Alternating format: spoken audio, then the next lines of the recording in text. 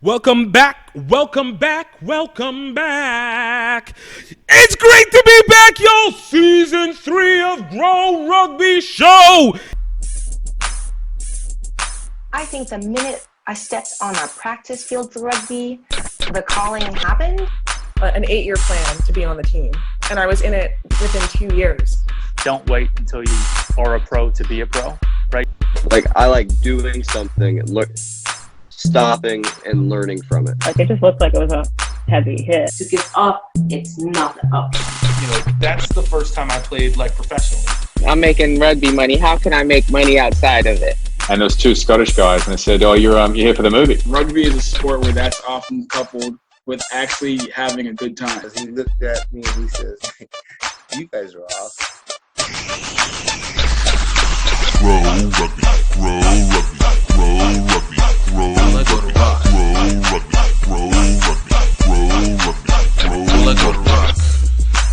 We are here, man. It is nice to be able to be with you guys again. I am GiftTime, a Bailu, and this is the show where we speak to people about the opportunities they have found, created, or taken advantage of via rugby. Y'all, it's been some months. I missed y'all. There has been a lot happening. Look, what's going on? We had the Olympics go through. We had the British Lions tour going through.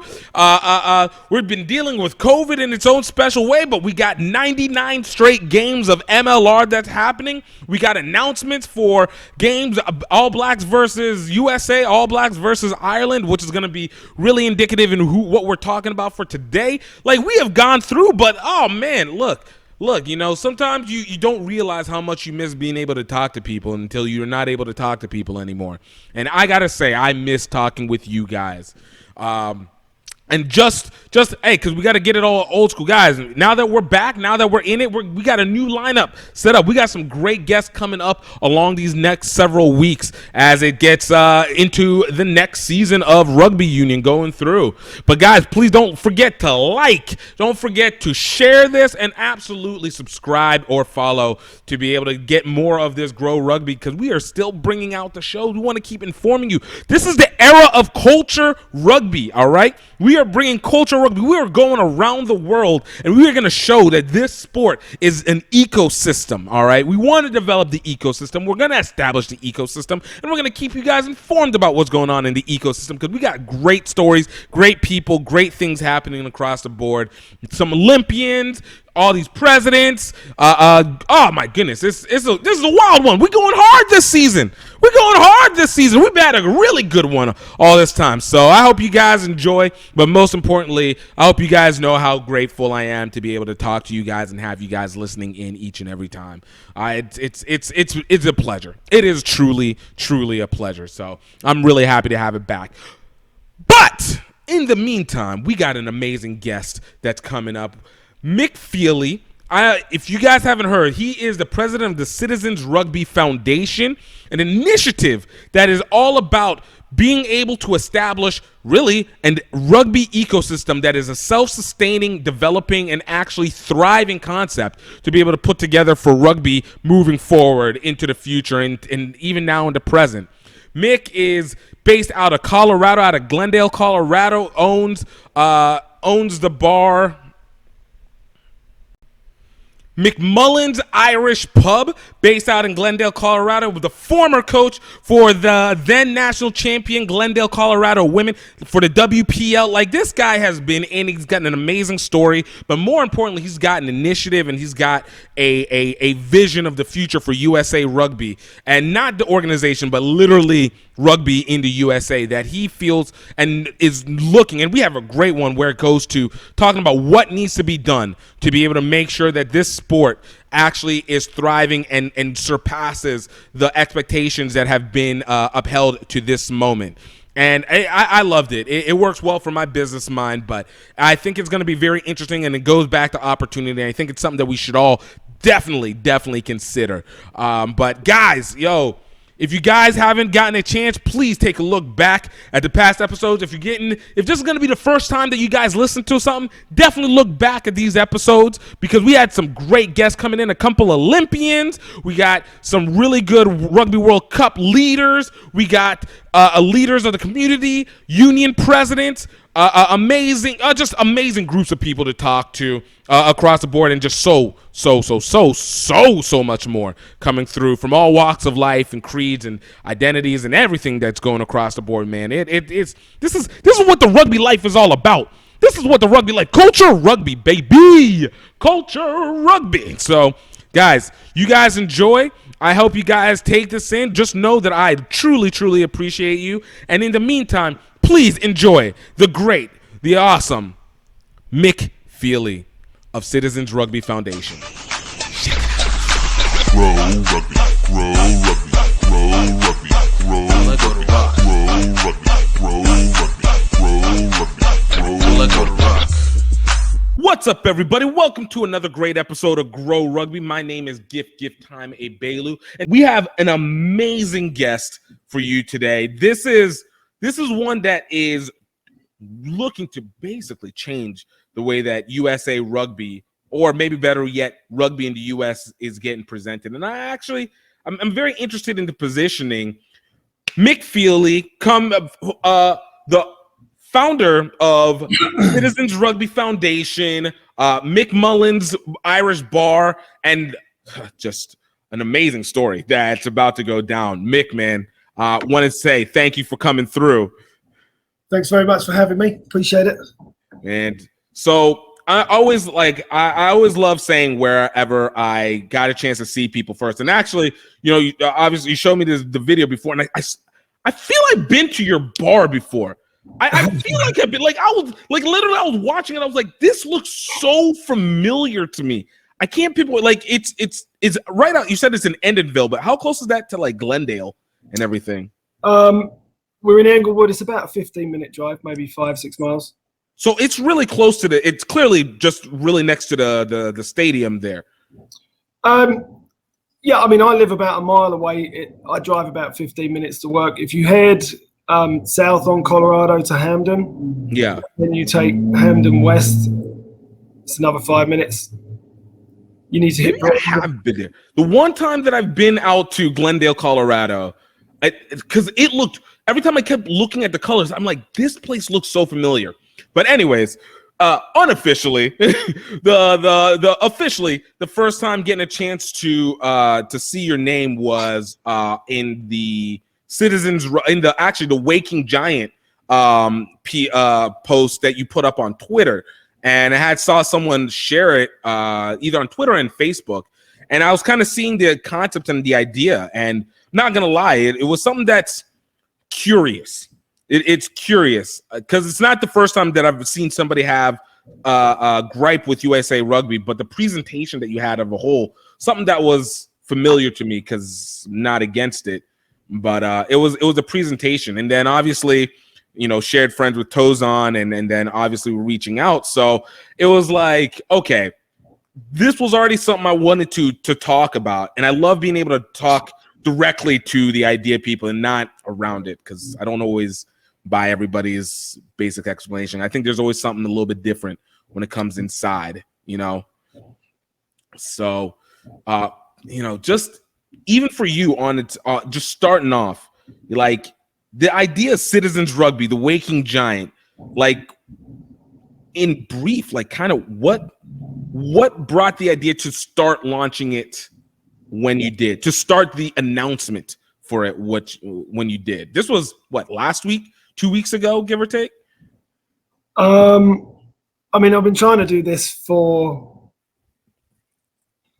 the portal page, wakingthegiant.com, that domain has been active at least 6 months. I'd like to say we had a stealth mode approach, but no one really pays too much attention yet. We haven't had that much attention, so very, very difficult to try and put the message out there. But ultimately, what forced us to adapt for Mick Mullins, I had identified several problems with the way club rugby or even professional rugby was operating and governance in the US, and that we were overly reliant on single revenue streams and not adequately capturing multiple others. And it was the same thing for Mick Mullins. And my background, I went to the University of East London, basically next to the Olympics, and studied the Olympics. So I'm taking these sort of global concepts and I'm applying them here locally. And I've tried to convince clubs in the past in Denver, I've talked about it before, that kit was the way to do it because it was the cheapest and easiest to involve everyone with the quickest return. Right. And there was no real proof of concept. So I always said that Glendale, when they built a stadium, should have built a clubhouse first. And so we built a clubhouse first. Mick Mullins built a profitable business despite COVID, proved some of the concepts in terms of why or how we should go about capturing some of these revenues, and then use that to buy the building despite COVID last month. So we're here to stay. We're permanent. We've existed for a year. We've got 4 members, and we own our own building. Nice, dude. I love it. All Crazy. right. Crazy. Look, I always have to preface this, man. I wish it had not gone down the way that it did, but and the loss of life is always devastating. But during the pandemic, the level of clarity that was achieved by so many people, including myself, and it seems it also helped add on as well, like, it has been a unique change. And I think in this post-pandemic world, especially for rugby, the idea of a cultural-based rugby is what the future is looking like. And I think that comes very key to the development of the industrialization and of rugby in the US, which I don't think has been done. Well, it's only been maybe seeds starting, I think, with a lot of us, and maybe within the last 10 years that you're starting to see it. So I felt like the pandemic kind of pushed it. But before we continue on to this, I want to get a little bit of the origin story, because every superhero, we want to get every superhero's origin story. Yes, my friend, you are a superhero in this situation, So to kind of get it started, Mick, how'd you get started in rugby? I was 6 years old, and I was at primary school, Marion Vian Primary School in Elmer's End in Beckenham in Kent. And a friend of mine, David Bennett, asked us and I'm a twin, so he asked me and my twin brother if we wanted to go to rugby on Sunday to join in. We did, and that was the end of that. Just open it up. So, I mean, this is based out in Ireland, right? So this was already like in where? In Southeast London. Southeast London. So, I mean, okay, this is one part that's always interested me. How much does rugby penetrate in? Because I've always had this theory about how rugby, despite being a global sport, never reaches outside of that third level in majority of countries, England included. So how much at that point, other than your friend is telling you, did it penetrate into your guys' day-to-day culture? My first love was football, Chelsea Football Club. And despite being 2-footed, I am useless. So that dream went out the window, and I think I knew that probably by the age of 5. So I think just couldn't kick a ball to save I can kick with both feet now, but there's no skill. Right. And then it just really, like, my home club, Beckenham, they didn't start a youth program until the late 80s. Wow. I think I started in 1991, and it was totally off the radar. It just so happened that where we lived, there was a cooperative sports ground behind us with a football team. So my dad and my uncles would go there on a Sunday for a drink. We would go there in the morning, like, watch games. And then that closed down, and the next one over was the rugby club. So both of those things kind of happened at the same time. And happy coincidence, my dad and my uncles found a bar that was, 300 yards away. So it wasn't too bad. And the kids could go and run around in the mornings and play. And yeah, just that was the routine. I think from 6 years old to, well, I used to go around there every Sunday, even if I was coaching. So whenever it was there a moment for you where it was just like, this is the sport for me? Because look, everybody, especially when entering to football, like everybody has, obviously, I guess you realized early, but you always, that seems to be the most attachable fandom, so for you, like even at that young, like where was that moment where you're like, you know what, yo, rugby's the one for me, like I'm here to go hit these guys. Might not be able to kick this ball, but I can kick some ass. I didn't really get the bug as a player. Well, there's kind of two elements to it, really. First, when we were 7, we won the under-8s county festival. Oh, nice. And there's the picture in the video that I showed you with me and my twin brother on my dad and my cousin's shoulders. Like, there's a picture of us in the stands with the trophy and things like that. And I just remember staring off into the distance thinking, oh my God, this is what I want to do for the rest of my life. I was never particularly good as a player. I got better when I was about 14, 15. I really caught the bug. And I stopped really playing competitively when I was 21, 22, because I broke my shoulder twice. But I've been obsessed with it ever since. I started coaching when I was 15, helping out with the minis, and did the level 1, did the level 2, went to university, got a degree, traveled, been to Canada, been all over the US coaching, playing. I mean, I'm here. I'm living the dream. No, like that's wildness, because I met my wife playing rugby. Like I coached my wife, and then we got married when I stopped. Oh, dude, that's awesome. Wait, was she playing with the WPL at the time, or? Yeah. Well, she broke her arm the year that I was coaching, but then she came back and played the year after. She won it 2015. She's really, really fast. Yo. So if you watch some old highlights of the 2015 Glendale Raptors, Kelly Mullen, I also like the fact that you guys slowly have the combined career of destroying the bones in your arm together.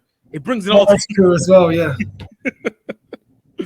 No, but I think that's something that is so interesting, because of the fact that a lot of people, there seems to be this difficulty of being able to find the career outside of rugby, through rugby, like not outside of rugby in terms of like outside, but I mean as outside of playing rugby, to be able to find that career path and consistently be able to intervene it into your day-to-day. So to be able to be like, yo, look, I did this from day one, and I was able to find it, and it basically became that tree of life for everything else, is legitimately uniquely interesting, especially let alone in the US.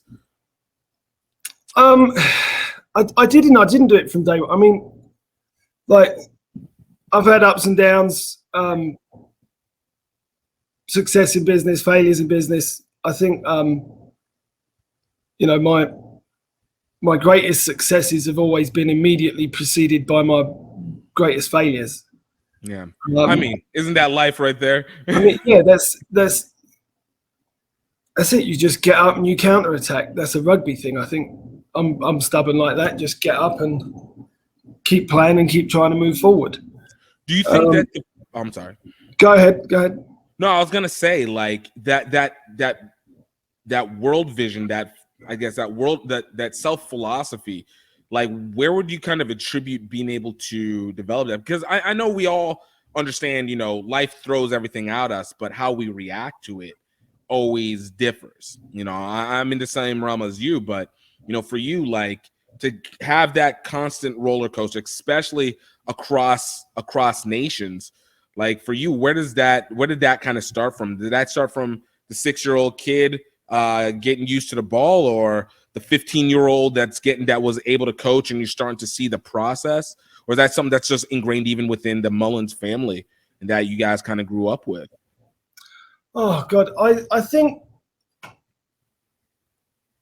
some of it is just my own kind of obsession, but a lot of it is just being around people that love rugby as much as you do and want to talk nonsense about rugby as much as you do. You know, I grew up in a bar at the rugby club listening to the 50-year-olds, 60-year-olds talk about how good they were, tell lies about how good they were. Right? But it's aspirational for the youngsters, and it's so that's the positive side of like being nostalgic, because when they're sharing those memories and telling those tall tales, it's an important part of rugby culture, the social anyway, not just to share with your opposition, but to share with your teammates, your old boys. There's a rite of passage element to it, you know, like when you're old enough, you can have a beer if you score for the first team, or you know, culturally, like back home, if you scored a hat trick, you had to buy the team a jug for being a try-hog. Like, see, that's a big 10-pint jug of beer. Not like these little American pitches. I'm talking a legitimate. It's like almost one of those where it's like made of clay. You know, what are they? They in the Middle East, you always see those like giant clay jugs full of wine kind of things. I love it. But, no, it's important, and there's, you know, and not only just for the cultural piece, but Mick Mullins is critical economically. I think I took the career path that I took because I always wanted to try and find ways to make my rugby club better, not just rugby-wise, but business-wise. Right. And ultimately, Mick Mullins can do business 7 days a week. And that gives it a significant advantage against my rugby club that's only really busy Thursday evenings after training and Saturdays and Sundays. Right? They've cut off 50% of their revenue generating opportunities. Right. The same thing if you think about Mile High Stadium. Yes, they've got 60,000 people, but they've only got 8 games a year. So yeah, something. No, it's interesting because I know this has been a concept. Basically, the business model that has been always talked about. I've been playing since 2009, and I remember from almost day one. It's almost like the preferred way of building a rugby club is if you first build the bar, then build the club around it. So in like New Orleans, they literally did that. They have their rugby bar, and through that rugby bar, they have been able to generate. It's the centerpiece of what the club has been. And by no accident of its own, I don't think it's any coincidence that they've had a very successful program for the last decade and a half, even whether what has now developed into the New Orleans Gold and that development. But I always wonder, though, if it was, do you feel like it's necessarily that it would have to be something like a bar, or is it just any place that gathers people together allows that to be a source of revenue for a club, in it, for instance? So it could be a shop, it could be a a bookstore. I don't know. Like it's whatever it is that could create some kind of trend where the players can congregate together and share time together, both opponents and teammates. It could be anything. I mean, if you hire a park and bring a food truck in where they do a pig roast or something, or someone's got a backyard and you can have a cookout. Any time people are going to get together and socialize and sit down and stuff, there's opportunities to generate revenue, asking them for sponsorship. There's donations or contributions for the event. You can charge for the event. You can get those things sponsored. There's all kinds of ways to, lower cost. If you can't necessarily make a profit, at least do it where you break even or reduce the cost so much that you will profit somewhere else later on. Right. It doesn't have to be a bar. It just happens that, when I was at college, or even before that, I worked in a bar, I did construction, or I did coaching to earn a living. Working 4 or 5 jobs a week. After the last economic downturn, that was talking about the 07, 08 time. Yeah, I just started college and then trying to get jobs and trying to get a job outside of college. I went on the dole for 2 weeks, took money twice, couldn't do it. Well, I took it once, I had to go back a second time, I couldn't do it. No. So I'm not. No, I had to go work, do something. Just facts. The struggle is too, and that. I think this is part of it's an interesting part of this rugby journey. And obviously, you had to be able to lead through a successful WPL career that's led you to Colorado and going through getting to this point. But I want to emphasize on the fact that the breadth of it, of what the process is, has always been difficult. But it's something that I feel has been consistent, not just in the U.S. in rugby, but I feel like almost every other rugby country outside of New Zealand, that you see this same kind of like, what is the way that we can generate revenue as a rugby system, let alone a rugby community, let alone as individual rugby clubs. So for you, going off the video, because I kind of gonna fast track to 2017 and where this Waking Giants Citizens Rugby kind of really spurred off from. So for you, going into 27, what was going on and led to, I'm going to call it, your awakening?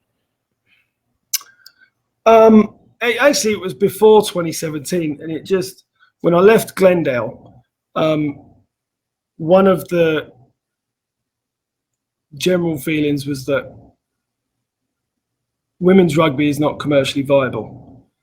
And which is wild to me. Given my education and understanding, I suppose, of sport and sports economics, I suppose, I think I just re-examined that idea and decided that actually we're just not doing it right. And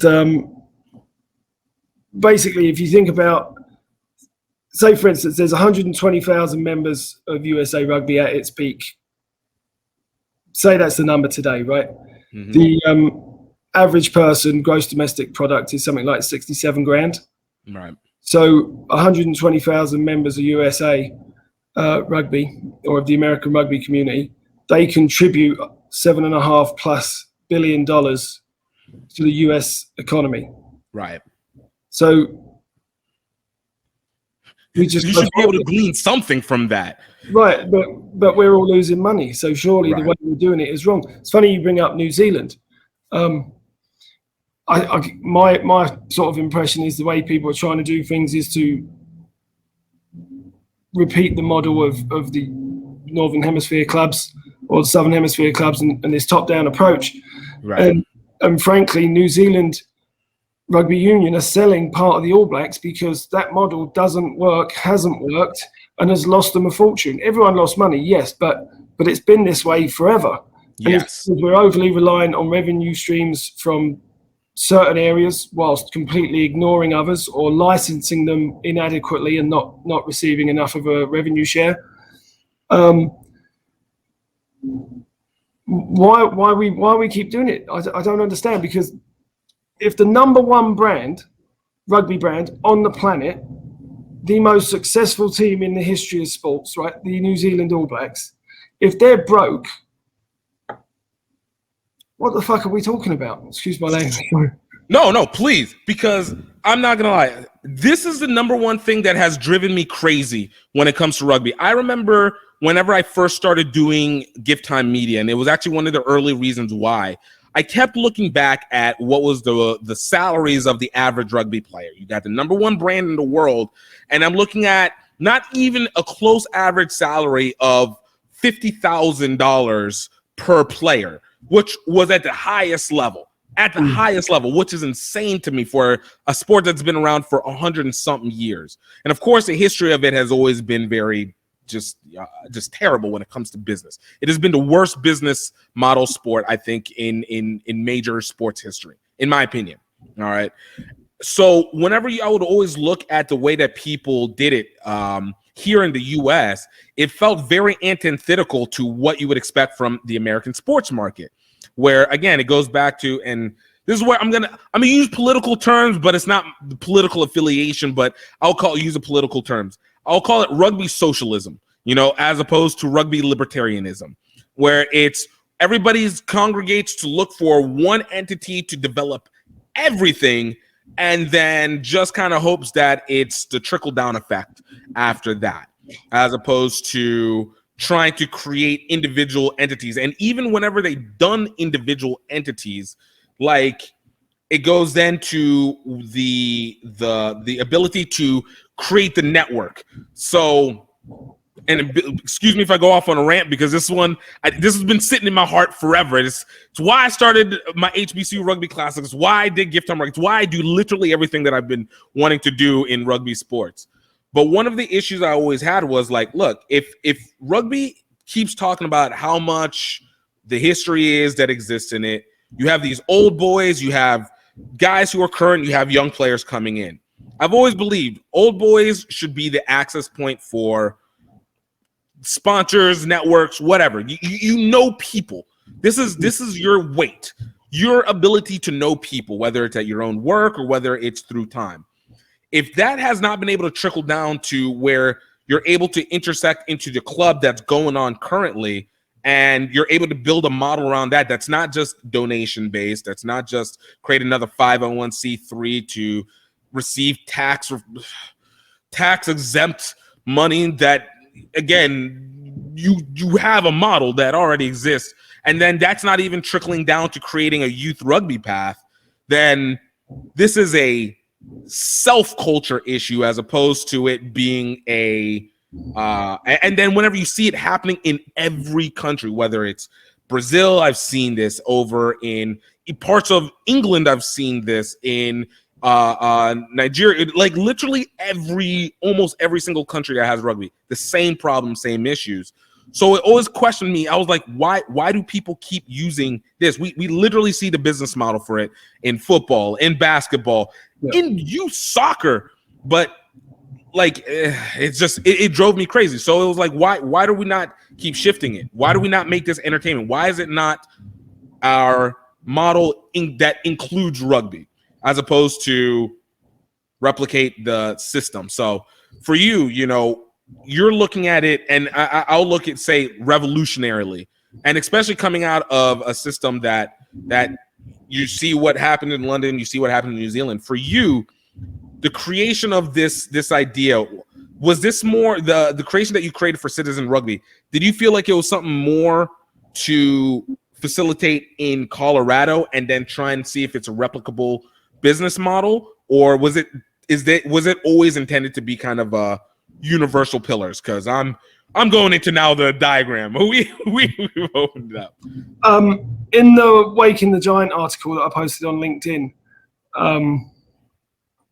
it starts off with 99.9% of all sports organizations are not for profit, and they all have the same universal problem: fundraising. Right. So, it was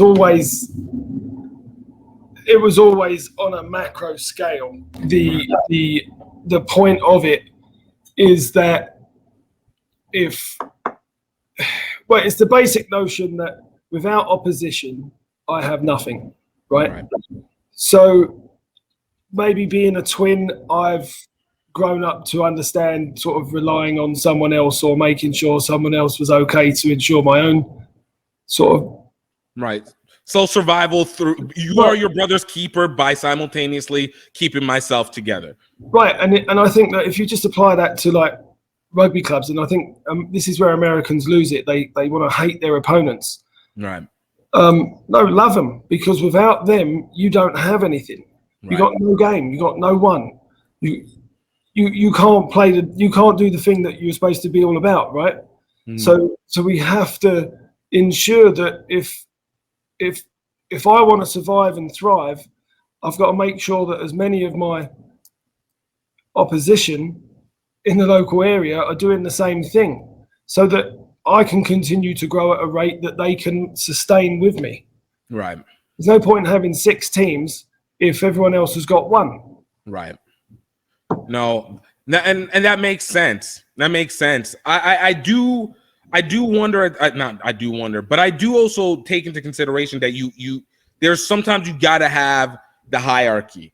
Like there's just some teams, some elements that have to be more proficient in their execution of the system than others, so that there's always the aspirational point, there's the mid-level capable, that mid-level majority that is always trying to aim, and then there's always maybe that smaller, more bottom of the rung that just, you know, you are a little bit more interchangeable in that sense. Because I wonder if I look at it as itself also creating the competition. So I don't hate my team, but I also respect meritocracy, and it makes it so that people actually feel the need to keep achieving more and being more innovative.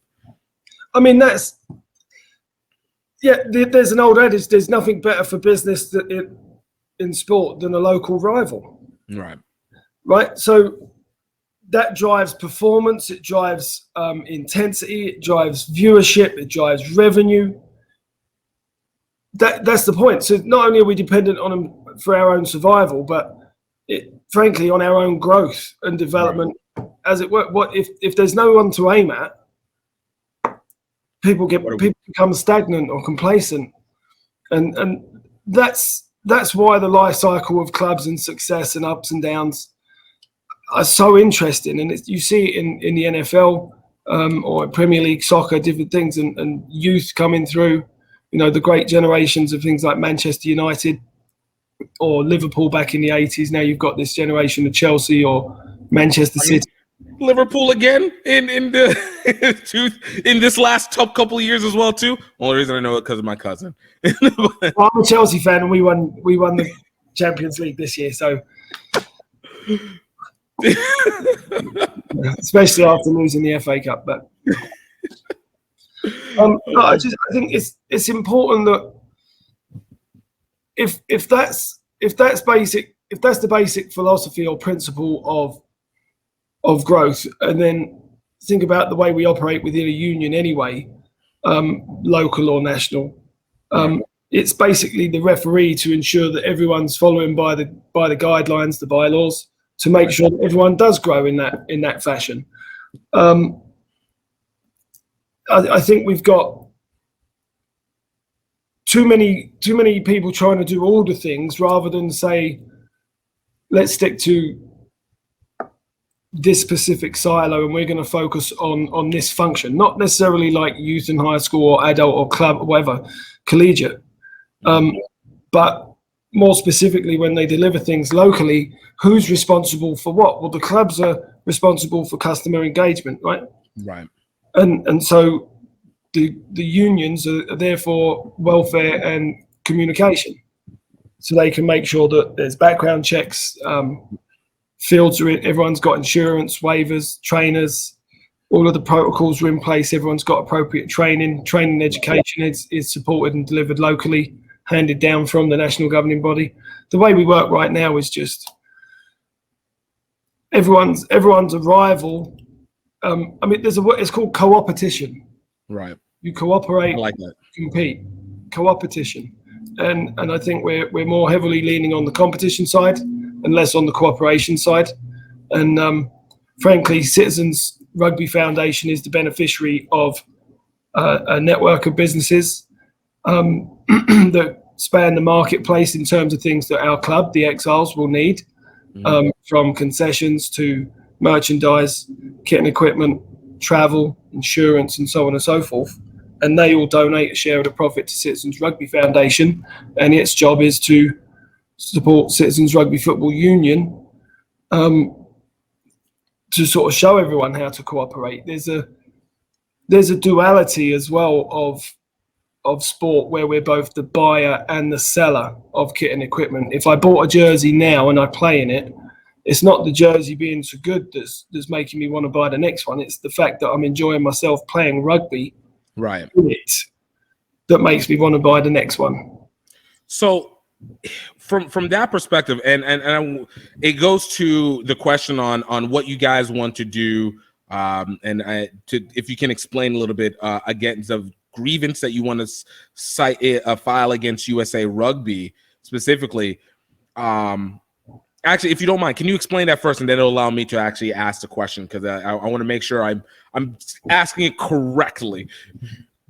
Long story short, with the creation of RIM, with the award of the World Cup to Giant Stadium and so on and so forth, there are a lot of things going on that were of concern. the sum total of it was that I basically said, listen, if we don't do something about this, USA Rugby is going to be broke, will be bankrupt in a year. Right. And me being me and not really learning, I was banging away about this for probably a year before I filed the grievance and talking about an alternative model, which I'm trying to demonstrate. But basically, everyone said, oh, fuck off. Right. No, they won't. No, they won't. And shut up. And I was so wrong. The bailout came within 9 months. Right. From USA Rugby. That was the first, from World Rugby to USA Rugby, that was the first bailout, came within 9 months of me saying, hey, this about to go bankrupt. This ain't going to work. But anyway, after that, and then what happened in October with ICE, I did shut the fuck up and got on with it. You know, but you guys are doing another one again now in August, right? August 9th? No, actually, we don't. I'm not a member of USA Rugby anymore. I'm not giving them any money. There's a phrase I won't repeat, but I'll tell you off camera. All right, fair enough. So okay, so the challenge goes to the United States Olympic and Paralympic Committee. They are the sole arbiter of who is or isn't a national governing body in the United States per the Ted Stevens Act, right? Olympic and Amateur Sports Act. Okay, so I guess then the question goes. So for me, it connects everything back together. If the purpose of everything, if we're looking at it, is the clubs themselves need to be at least have some autonomy on their development, but do it in conjunction with others. Yep. It would be that the culture for that needs to start internal and then up. I've been a big believer, and again, as I said, that I've always felt USA Rugby was meant for one thing: deal the high performance, maintain the structure of a consistent ruling, a consistency of rules of play in the US. So it means that we're all at least on the same page on this, and maybe offer the insurance and stuff like that, but basically create a level field for entry. Outside of that, could care less. Don't care about anything else. I'm not a big. I don't get as much of people getting money from USA Rugby to help fund grassroots stuff. If they get it, cool, but I don't think people should ever be dependent on that. No. It's where I think has been one of the biggest crutches. So within the concept for Citizen Rugby, it feels like arguably you guys would be setting yourselves up to be of another national body sort, or at least an umbrella body to be able to bring people under and kind of distribute. Am I looking at that correctly? Yeah. Okay. So essentially, with the Citizens Rugby Football Union, the Three Rows logo represents youth, adult, and collegiate.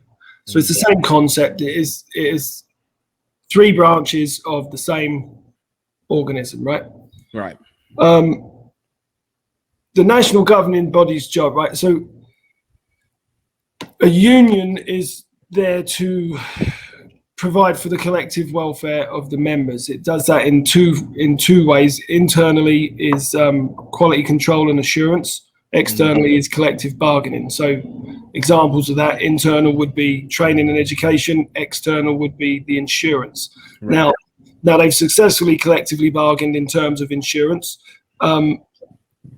regardless of, and I say successfully in terms they completed that task at least. That task, yeah. I would, there's a lot of questions remain about the quality of it, but whatever. So Citizens Rugby Football Union, it provides insurance as well to members. It is better. But anyway, their job isn't to do all of the rest of this stuff with such a hands-on approach. Their job is to communicate best practices, make sure that there's access to the right information for the right people on the right pathway to best deliver wherever they're needed. Let the MLR develop players. That's what they're doing anyway. Mm-hmm. Just pick from them, pick from overseas players and so on and so forth. There's too many academies left, right and centre. I think, frankly, that's a way to cut out the clubs now that they've all been devolved in terms of power. And it devalues clubs if there's an academy that's on the official pathway, but the local rugby club can't provide diddly. What use are we then? Right. It's counterproductive and harmful to a third of the membership. Right. Adult rugby. And where do you think coaches are going to come from for mini rugby or for collegiate rugby? People that will stay in rugby long enough to follow it as a career path. Well, they're going to do that through volunteering and working at local schools and clubs and colleges. Right. So, but with that in mind, though, if we say that's what USA Rugby, that's what a national governing body is supposed to do. Citizens Rugby works similar. How do you prevent yourself from falling into the same trap? Even though the model seems maybe a little bit more additive in terms of business collaboration, how would you prevent Citizens Rugby RFU from falling into the exact same pathway of doing everything? Because again, I've always felt like the culture has always been the problem, not so much the execution, because people are always going to find the simplest pathway from point A to point B of whatever the goal that they're trying to be. And a lot of times, especially here in the States, the economic return for rugby has never been particularly high. So volunteerism has been done to death. And I feel like that's where everything goes. So how do you prevent yourself from just becoming another Mr. Everything kind of RFU, as opposed to a supplement in that way? First, you reminded me of a comment you made earlier there, and I think that with the 501c3 issue and just another one, basically people are afraid to make money. Yeah. And I would even argue vilify the process of making money in rugby, out of rugby, with rugby, all of it. Yeah, and I think how do we make sure that we stay in our lane? I think that means you have to have very strong relationships with all the stakeholders who are the critical partners at the tops of various organizations that you need to talk to. There needs to be much stronger ties with adult clubs to collegiate clubs and high school programs. There needs to be much stronger connections to Major League Rugby, to the national governing body and the local unions, where we're all communicating about what we're doing, how we're doing it, why we're doing it. And frankly, what that sounds like is a strategic plan, which frankly we're still waiting for from USA Rugby. It's only been a decade or more. Right. I mean, but I guess that's where it's like the value that I would feel that Citizens Rugby FU, I'm sorry, that sounds off. Citizens Rugby RFU would be more valuable as less of a national body and more as a cultural teacher that now is involving these, as opposed to something that's overall. Because, again, I feel like we've just started this small process of the industrialization of rugby. I think it's been, from the media side, it really started off right after the Olympics. And not to discount people who were doing media like prior to 2009, but it hasn't been as heavy as it is now, whether you say technology or the way that we distribute differs, whatever. But I feel like we've had that different, and that's just been the first step. Kit wise, I think we've seen so many kit makers that it almost feels like it's the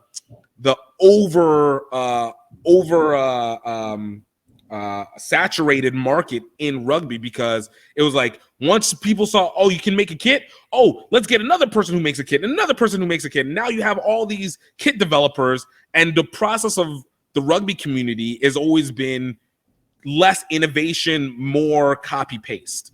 So the question the idea goes, wouldn't it be, how would one be able to start teaching and as a group the process of doing differentiation and utilizing different ideas, as opposed to trying to help create what I would say more crutches for these clubs, where people feel like, okay, maybe there's this 3, 4, 5, 6 areas that we can utilize, as opposed to, oh, they're working on it, well, let me go rush. Like even the Mark Cuban concept, I swear, if Mark Cuban gives one club money, like every club's going to go to Mark Cuban.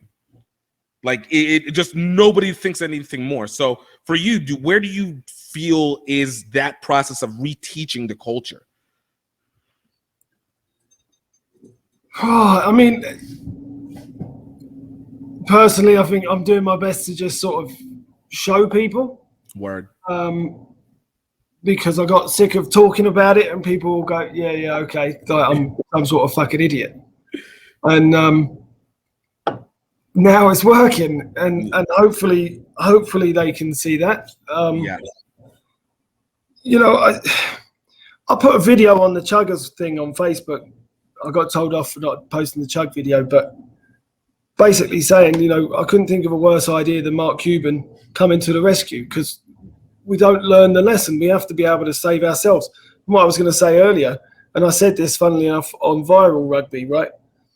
And if Citizens Rugby Football Union, if its job is to teach people how to fish rather than give them a fish, right? Citizens Sports, its job the next day is to sell them the reels, rods, and bait that they need to go fish. Because then part of the profit goes to Citizens Rugby Foundation, who can then teach more people with Citizens Rugby Football Union to fish. Right. It makes sense? No, it makes perfect sense. Like, again, it's what are you talking about, right? Yeah. What do we do? All these fish, do we need to go into the sea? No, but no, I completely, I get it. I think my question always goes, my doubt goes into the spread to the masses. We have these little areas like, Southern Pines up in North Carolina kind of doing their own thing. I love it. I see what you're doing even here. Like, even for me, like I said, developing something like the HBC Rugby Classic, I'll use it that as an example for myself.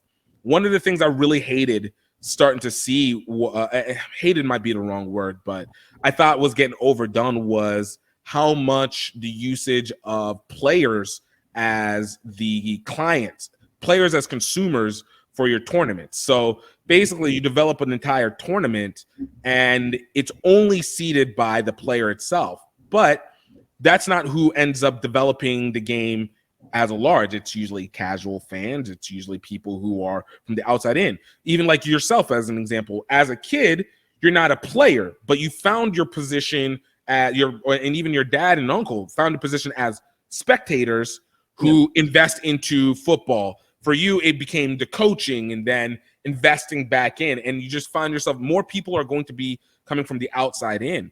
So for me, I made a tournament where I don't want to charge, and I don't charge players, because it means nothing to actually developing, in my opinion, the sport as an outer bound, and it puts the weight on marketing and being able to say, let me get spectators.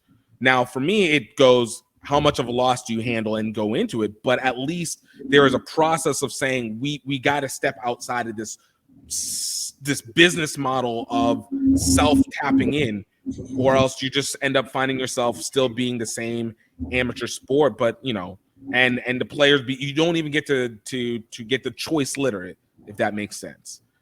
It does, and I think what we're trying to demonstrate is that there's an acceptance of cost. There's also an acceptance of the need to improve the value proposition of rugby before you can increase dues or fees or whatever it is that you charge members.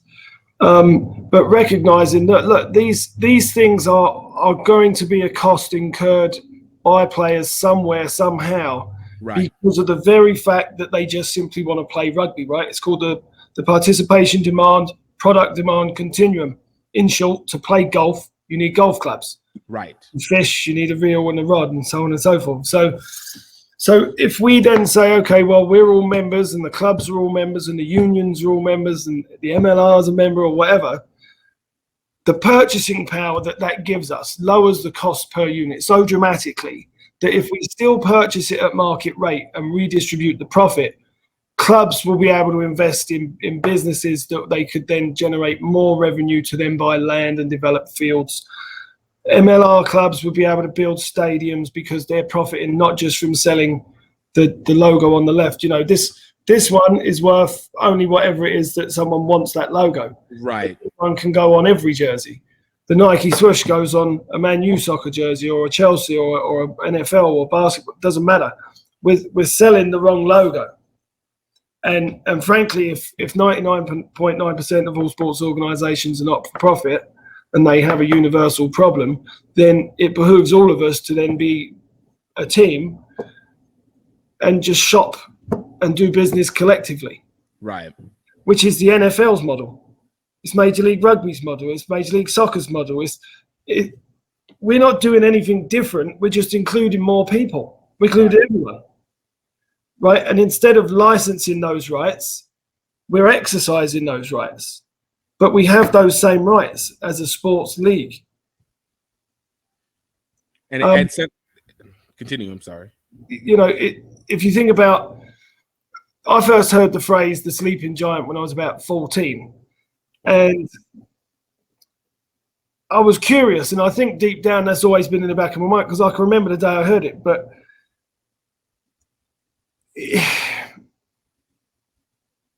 it's all the money that we spend outside of rugby. That's why I sort of bring up the community element of it. We're including everyone because we all buy those things. We all need those things just to participate. Right. So let's profit share. That includes kit, that includes travel, insurance. Like if you think about desegregation in the US, it was harmful to black businesses because black customers went to white businesses, whereas before the black community had a captive market. Well, do we all care about rugby? Yes. Okay. So let's capture our own market and share the benefits. No, I feel that. I feel that. I wonder if it just then it goes, how do we, and then being able to continue to bring people in, because I think the other thing that I've always noticed is the inferiority complex that rugby has to everything else, where it's like, okay, if it's rugby, then it's average, which in reality, loosely, I can also see happens within the black community when it comes to supporting black businesses. But like, there's always this, well, somebody else has it. So I'll use like media buying rights. Like I'm a far bigger believer of you create your own platform and develop that out and sell that, which was conceptually what the Rugby Channel was supposed to be, which I believed in, but I hated their execution simultaneously. I loathed the execution. I loathed it, the execution. And you see it again with the Rugby Network. But I see something like, okay, if we get onto ESPN, which I think is another streaming platform at this point, though the audience has a better marketing push, or Fox Sports a better marketing push, but it always feels like, well, we need to go over there before creating our own or leveraging against it. Where do you see it where it involves still finding a way to be able to enter in newer companies, but also simultaneously still continue to uplift your own? Well, I think the idea is that if people understand the basic concepts of what we're doing, they'll want to partner with us. Right. Understand. And that's a value prop. Yeah. Yeah. I think what we're doing in our model in terms of the union and a foundation to support it and a network of businesses for commercial purposes, for profit, that's exactly the same as USA Rugby and RIM and the Rugby Channel. But I'll repeat what I said at the time. Rugby on TV, charged by the Rugby Channel for people to watch, was the powers that be basically trying to ram a product down the community's throats, rather than think about, well, what are they already buying? What are the things that they need? What could we sell them at a discount to help them be more sustainable and grow, and so on and so forth? You would get the same answers, right? Kit, travel, insurance, and so on and so forth. So in terms of what they were attempting, it was fine. But in terms of understanding, where does TV money come from? From businesses advertising primarily. Retailers, or you're getting a right? subscription Retailers. Because From retailers get their money from who? consumers. It's B2C. You and me. So Exactly. if we get to decide where we spend our money, and it happens to be with a company that is specifically pointed at subsidizing or supporting my rugby club and myself as a rugby player and my union and my national team and so on, or you can go buy Nike, what are you going to do? So it just comes down to choice and understanding that we need to make a commitment. Is that some sort of utopian dream? Yeah, possibly. But I think, frankly, if rugby wants to survive, if MLR wants to grow, if they want to make a profit, if USA Rugby, or not USA Rugby, but American Rugby wants to bring a World Cup, they want to win a World Cup, these things need to happen because we need to find a way to grow the grassroots and the foundation simultaneously. Because without that, the top can't grow. Right. And then I think I'll probably say something largely unpopular because it will be misunderstood maybe, but the inferiority complex of American ruggers. It's not your first choice sport. You didn't make it wherever else you went, right? For me, rugby was my first choice and I didn't make it. Right. Didn't kill me. Get over it. But most people, that's the beauty of rugby. It's available. It's a second or last chance for Americans to take part in meaningful amateur competition. That's what makes it so special. It's available. Everyone's welcome. But we're trying to make it this elite performance-based model. But there's a glass ceiling on that model. If you look at the NFL, how many people play professional football? How many people play meaningful amateur competitive American football? Right. Even semi-pro or flat, right? There's not a lot. It's just not there. People don't do it. They don't bother. That's why America's so fat. Most people, the way the sport model works here through graduation from high school to college to pro, is designed to get people just hooked enough that they will consume for life. What will they consume? They'll consume beer and jeans and trucks and tickets and flights and pizza and God knows whatever else they advertise during the Super Bowl and everything like that. We're a nation of watchers and we consume unknowingly all the crap they advertise us during sport. And everyone's in on the scam. Of course. And we can say, well, let's get people playing instead. That's the single advantage of rugby. Do you want to play a game? Yes. Okay. Every kid you ever meet, there's a ball, throw it around. Right? It's not difficult. 70% of kids drop out of organised sports when they get to middle school. Right. 70% of kids that are active, not 70% of all kids. Right. Active kids are roughly around 20% across boys and girls. No, that's real. That's real. But again, it comes back to this is why it's a consumer nation. This is the greatest marketing country in the world for that very reason, and subsequently how it distributes across. So, but yeah, no, I see what you're saying. There's an ability, but again, that's why I go back to, does the culture allow it to be commercially viable into that extent? It does create the numbers. It does create the elements, but it's the culture on it, but Mick, man, dude, I freaking love this. And like it speaks to my soul in the biggest way. And it's an experiment that I appreciate, and especially now that I have far more clarity, appreciate even more. It's definitely commercially viable. Sorry to cut you off. Oh yeah, there's enough of us. We're commercially viable as a community. Right. 120,000 members, based on some fairly conservative metrics that we've run. We estimate the US rugby market to be worth about $120 to $150 million right now. Right. So the fact that no one's generating that kind of revenue, or even touching some of it as it passes through, they're not doing it right. Means, like I said, it means we got to change culture, and this is the work that we have in front of us. Yeah, I mean, yeah, it's just, if you look at the model that's been an exit. Well, listen, if you look at the USA Rugby World Cup bid, right? Feasibility study, blah blah blah. They've talked to over 50 cities with 50 stadiums. They're either NFL or college, etc. If you don't need to build any rugby facilities, then you're not going to build any community amenities that will sustain the participation growth that you need to attend the tournament in the first place. Right. Because this is a 10-year run-up if it's 2031. Right. Also, they keep talking about 27 or 31. The women are in 2029. Why don't they keep talking about that? Title IX is the answer to everything.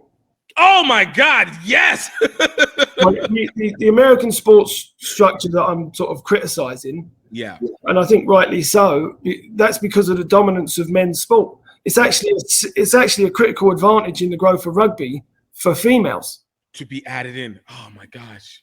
25% from 2009, 2019, 23% of participants in World Rugby. They went from something like 1% to 24% in a decade. That was the representation of women in World Rugby. I mean, we even look at it when it comes to NFL jersey, whenever it comes to NFL merch sales. The ironic part is that NFL merch sales, it actually is bought on by, what is it? Somewhere around 40%. It's 40% women who are actually purchasing, 40 or 45% women that are actually purchasing. And we already know the elevated purchasing power that women have in basic consumer goods is far exceeds that of what men typically do on average. 70% of all household purchases made by women. Exactly. It is the one part that I do. Man, I wish I'd met you a couple years ago, man. Just to know that there's another mind into that. It just, it's a lot less lonely. But it goes into that. I always wondered. Not even wondered. I've always believed the biggest advantage is the women's side, and seeing it, which is why promoting it with, whether it's the Olympics over here, whether it is the Women's Rugby World Cup, whether it is been with even the individual tournament games that happen. One of the saddest things I feel that was lost, though I guess I understand to a small extent, was the loss of the Atlanta Sevens for women here in the States, of being able to have that component, because you completely see from a standpoint, from a talent pool and from a personality pool, it's easily marketable. One of the premier ones here in the US, Naya Tapper, watching her do it herself is been aggravating and impressive simultaneously, because it's a complete waste of a talent and personality that you have there, but she has been doing it herself and finding a way to kind of pinpoint through, and you not front facing that or Kelly, or even Iona, or I could name all the women's rugby players that would be just perfect for that. But is that constant lack of a front-facing, let's say, lightning rod for other people, and to add that commercial viability, celebritize what the rugby players are supposed to be, so that there is far greater awareness of that same value proposition and changing up of the culture of what you have to be able to develop on. I do think that sometimes that humility of rugby, while it's good in terms of teamwork and it's good in terms of club gathering, becomes a liability when it comes to marketing and when it comes to actually presenting the most positive faces of the sport forward. Yeah, I think that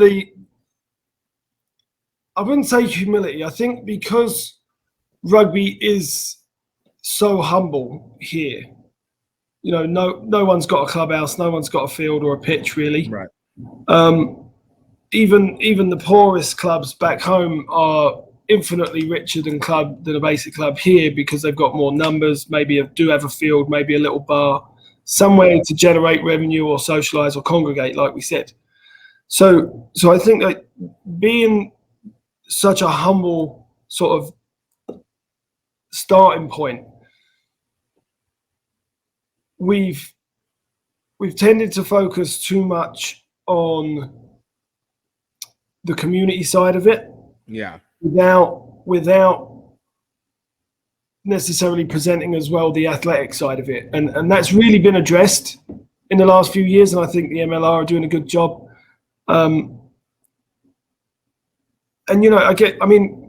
Look, we're trying to replace USA Rugby. I wish all these athletes the best of luck, right? I want them to win. I want American rugby to win. I live here. I'm getting my citizenship, but I want American rugby to win, and I think that I can help make that happen. I think I can help everyone else be successful in the process. I don't think USA Rugby are capable of letting that down. I think part of it's that humility aspect and that sort of learning process. But I think it's also a capability element. They've been running around with their heads cut off for a decade. Yeah. Do you know that? And the reason, why did I open the pub? Well, because ruggers like to drink, right? Right. During the Rugby World Cup sevens, the top 3 selling days, records 1, 2, and 3, were the Sevens World Cup for alcohol sales in Giant Stadium. Wow. So that officially, yes, ruggers do outdrink baseball. Everybody else. No, I remember. I'm getting a really big boat race coming off. We'll do like a 4-mile boat race. Bring the 4,000 just. Oh, I love it. No, I remember back in that beer. Wait, say that again? I said I'd love to be the one selling that beer. No, I remember specifically back in 2014, whenever Scotland came to Houston, and USA, the Eagles played Scotland in Houston, and I remember specifically that the city of Houston was not prepared for the level of drinking.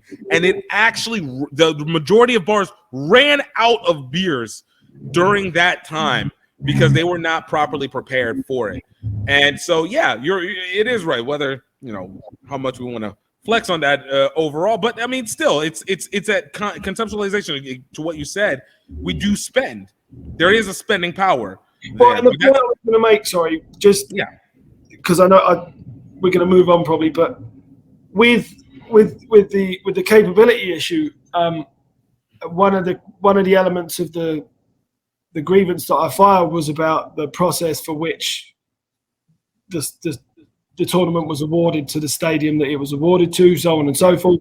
USA Rugby didn't make a single penny from the concessions of the Rugby World Cup sevens. Yeah. 1 penny. Yeah. So when you talk about capabilities and things like that, that's not a humility issue. It's bad business. This is bad business. Capability issue. Are you capable of negotiating a proper business deal? Right. A beneficial deal. Because the idea that we just need to get the tournament here and get it done to help boost rugby is largely the same thing that they're touting for the Rugby World Cup 2031.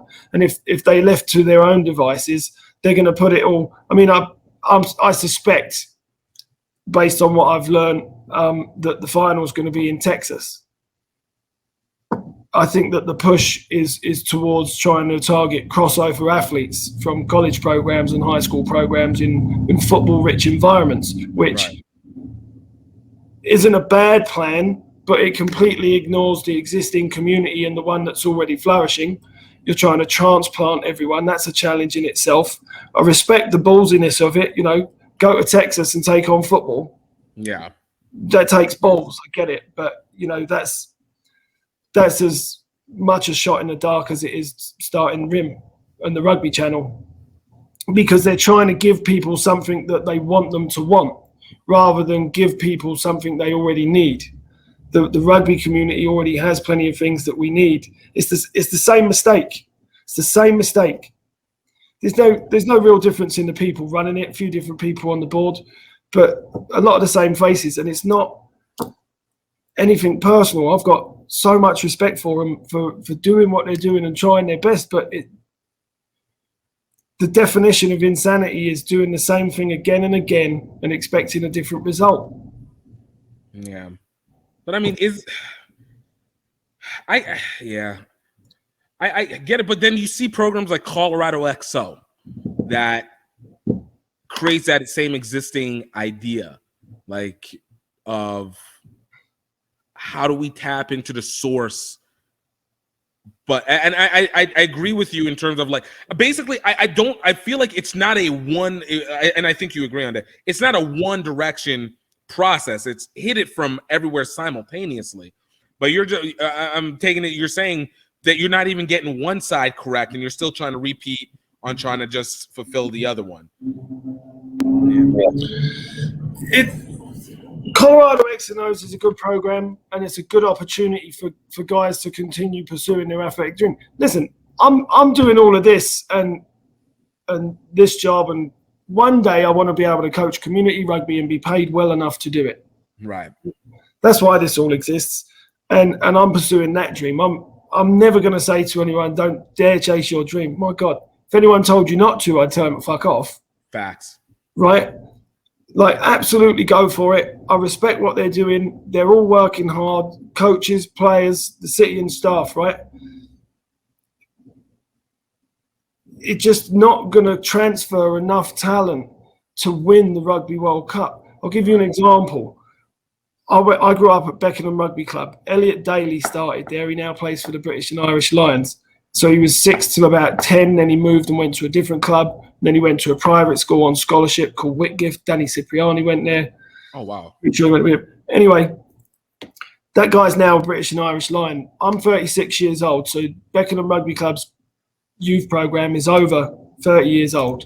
Right. And they've produced one British Lion.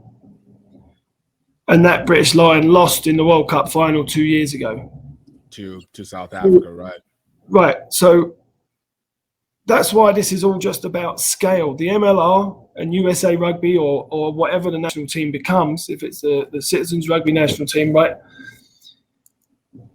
It's still the US. The scale of the grassroots organisation that we need to build and the infrastructure to support it and maintain it for such a period of time, let alone try and win one in 2031. It's enormous. It is so far beyond what most people can imagine. And so when I talk to people about things like this, they just get confused. And it's like, I understand that. It's a lot. But, you know, if we're talking about winning a World Cup and we're serious, then let's think about the mechanics of what's needed to make that happen. Right. 99% of USA Rugby clubs right now cannot provide running water to their members. No, of course not. You know, so that's where our value proposition is there. That's why we can't grow. That's why we've got a 50% attrition rate. Half the people that show up to play rugby because they've heard such wonderful things about it, that's a good job at USA Rugby and everyone else because they heard about it, right? Right. But then they show up and after a year they leave because we failed to deliver. You know, are we serious about it or we just, is this a hobby or a lifestyle? Which is where I went back to when it came to the beginning of this is It's not is can it be commercially viable? Not is the resources not there to do it. It's always going to come down to what is it of the people who are involved. You know, even it goes back to even with the old boys. Is the process even, which is why sometimes I feel like the academies, there's too many academies. I don't really feel like there's too many academies, but at least there's somebody who is trying to show a charge. But all it is to how many times can we get people to keep investing in? It's not always fair. It's not always good. And to be honest with you, getting into the pathway pool, I mean, is either neither here nor there to me. I've learned that if you can connect enough, you can find yourself over to Chula Vista and do it. So that's neither here nor there. But it goes back to you shouldn't have to. You shouldn't have to. But again, it goes back to where you are at the beginning. You shouldn't have to go to a high performance camp if you have a good local area. But if you have a good local area, that means you local club in a strong competition. Exactly. But that means that the culture also has to be willing to change it, which is what we've been saying, all this time.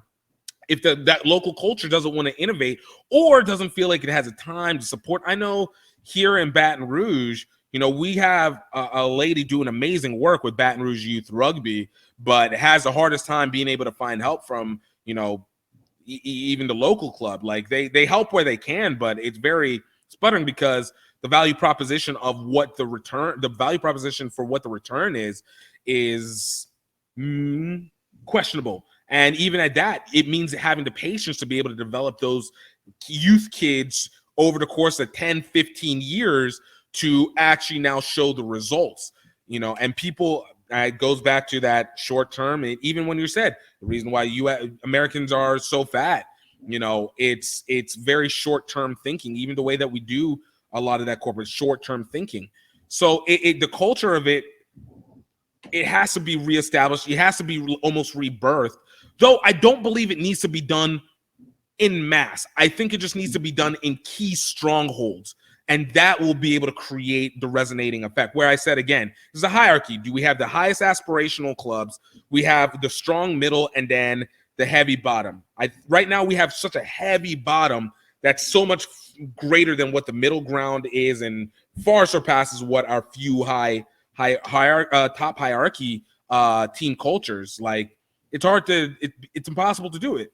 It's impossible right now because the culture doesn't want to sit for it. But that's why I go. You know. Go ahead. Sorry. Yeah, no. I was just gonna say that's why it goes. But it goes to our focus on empowering, and this is where I go, empowering not just people into playing rugby, but into creating industry within it with what they already have. I mean, training more broadcasters, training more statisticians, training more medical staff, training more referees. When you do that and you create that ecosystem, then it creates a value system for people even outside, which is where I also say casuals are needed to come from.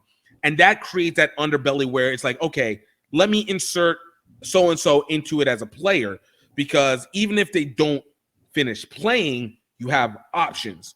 And the more options that are available, and that's where I feel is actually the real value from the football, the soccer, the NBA, even hockey. It's the value that there was something outside of it. If there wasn't ESPN, we don't get all these former players that we see. Okay, there's this. If I don't do here, I go here. If this goes here, this goes there. But I think it is such a manual process done by so few and mechanized upward. But it's probable, but it's just you need to change the culture of specific areas in that. That's when the ecosystem of rugby comes through it at its highest. And that's when I think then you start to see a higher recidivism rate for people to play, where they start and they'll stay in it, or where you start to see people actually and even now then it goes to those kit systems where now the number of kit developers makes sense, because now you're distributing per region than you are trying to distribute per nation. Yeah. You know, I think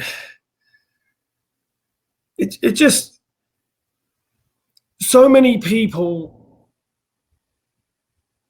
want to continue and find that there's no way to continue in rugby, that work moves on to some other avenue. You know, all I wanted to do, it took me a long time to accept the fact that I wasn't going to be a professional rugby player.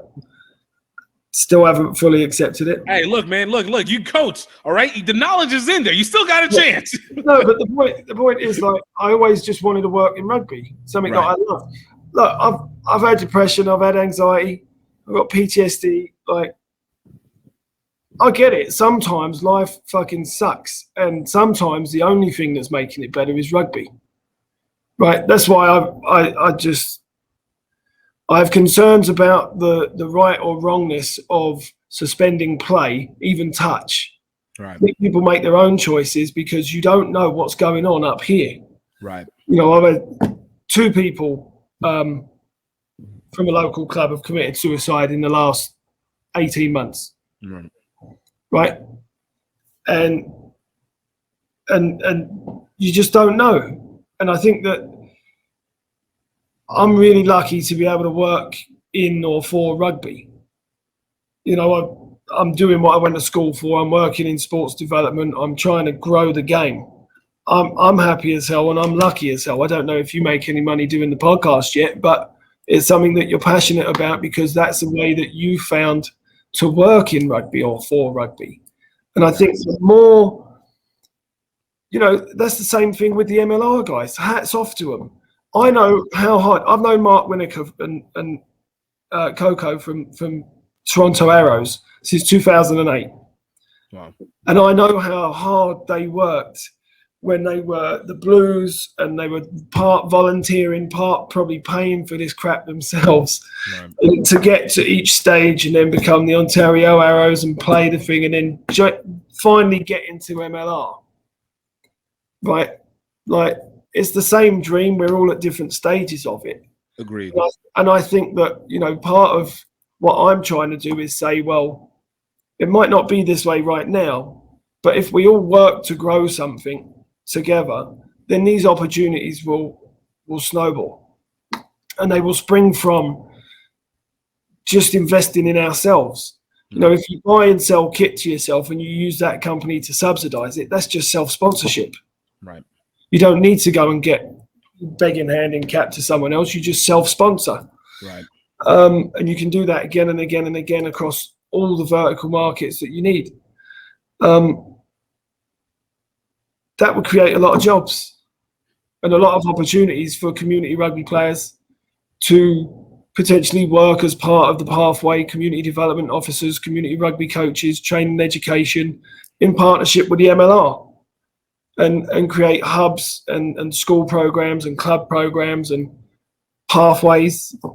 You know, we need to share resources. There's so little to go around that we need to do a better job of working together, and that includes all levels of rugby society or participants. No, I fully agree. I fully agree, and that's I will say this. I do feel like that component there has been, and that's why I said over this last 8 years since I started, I've been doing this since 2013, since February 2013, and I think that part I've seen grow in terms of people stepping in and doing that self-investment, like yourself, myself, my guy Ryan Ginty with Next Level, who's doing the broadcasting for MLR. I've seen it, you know, with Alex Goff when he had to separate from Rugby Magazine, you know. Even Pat himself, Jackie as well. Like we've seen the little bits and pieces, and I see that seed of industrialization. And it's that process. You know, my guys over at Roots Rugby, even with them, intercreating these little elements that push that process. So I think I do agree that you're right. It's there, and it's just us now being more aware of ourselves. And that's why I said I see it as it's the small group needs it, so you create that MVP basically, and then which is again what you've been doing, what we're all trying to create that MVP, and then we develop out from there. And it's just it is an interesting process, and then it's slowly that's whenever people copy, rinse, and repeat. And it's like, at least you're going to copy, rinse, and repeat within that element. You know, the more people who have done online stores, I'm very happy about, because it was like, guys, you guys can sell this, but now it's who it's sell it to. You sell it to your own people, sell it out. You have it, but yeah. Well, but then it takes one of those business owners to be prepared to give up equity to underwrite a lot of this. And most of them aren't. You know, the advantage that Citizen Sports has over someone like Nike is that we can do business in certain ways that they would never ever imagine. Right. If the CEO of Nike walked in and said, we're going to give up 20% of our equity tomorrow, right, it'd take about 12 seconds before he was out the front door. What the fuck are you talking about? Well, if you want something to grow, keep feeding it. Right. So that's how we do it. We have to be willing to sacrifice a certain amount. Now, you know, there's nothing but sweat equity in growing rugby for the next 20 years. Yeah. Nothing but sweat equity. Yeah, man. It'll be worth it. You know, part of the problem with listening to the old boys, as much as there is wisdom in certain things, I think a lot of old boys have maybe a little bit too much influence on newer club leadership. Right. I think that they led clubs, you know, a lot of clubs now are about 50 years old, but they don't own anything. They can't provide anything other than rugby participation. Well, right. You can get that for free by going to play touch in the park with your mates. You don't have to train. You don't have to pay dues. You don't have to buy kit. You don't got to do anything. You don't have to listen to a ref. You just go and have fun. And let people come in and play. But that's, like I said, it's part of the process. And that's why I said this pandemic, I do believe it's the beginning of a different era. I strongly do believe it's the beginning of a different era. Oh, we can succeed. We have a much better business model. We've got people coming on board. I love it. Mick, man, I'm gonna let us close out on that one. We're gonna talk after this, because you know, listeners don't need it. There we go. Shake this thing. Let's shake this thing. Mick, man, thank you so much for this, dude. Can you let people know where they can find the information of Citizens Rugby and even more on the Waking Giant? www.wakingthegiant.com is our portal page. You'll find Exile Football Club, Mick Mullins Irish Bar, Citizens Sports, Citizens Travel, Citizens Rugby, and Housing O2, as well as the Albuquerque Aardvarks. They're all of our partners in crime right now, and we'll be adding many, many more soon. Awesome, brother. Thank you so much, man. Dude, it's been a legit pleasure. Appreciate it, mate. Mick, thank you so much for taking the time to talk with us. I know looking into this All Blacks and Irish game, there's a lot of repetitive action that it looks like, and you know, I hope that it's a little bit of both. That I hope that you're right in terms of what we need to do and getting that correct, and at the same time, hope that you're a little wrong in the USA Rugby not falling into actions that are pattern and are self-destructive. So guys, it's a pleasure. Thank you guys for taking the time to listen. Please, like I said before, please don't forget to like, share, and follow, subscribe to this. And of course, in the meantime, please check out some of our past episodes if you haven't had a shot at doing it. We have some amazing guests amazing guests in the past, and we've had amazing guests coming up. So stay tuned. It's going to be well worth it. And I want you guys to know, most importantly, most importantly, I hope that you're happy. I hope that you're healthy. And I hope that you know that you are highly favored. Until next time, cheers.